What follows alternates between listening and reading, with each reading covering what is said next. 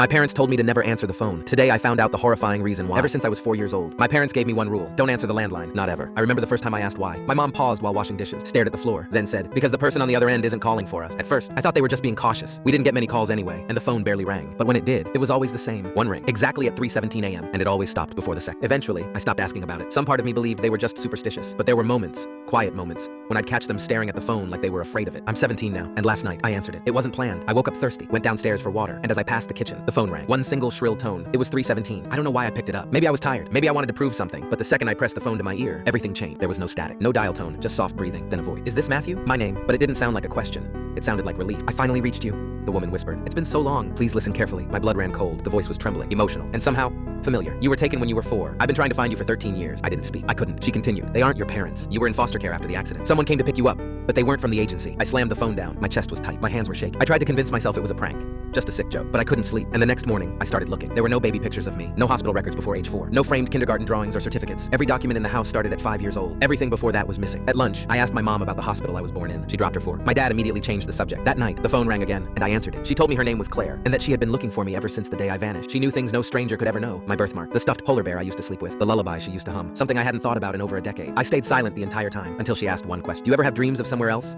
Somewhere with yellow walls and a blue rocking chair? I dropped the phone, because I do, almost every night. I couldn't take it anymore. I waited until my parents were asleep and went into the attic. I don't know what I was hoping to find.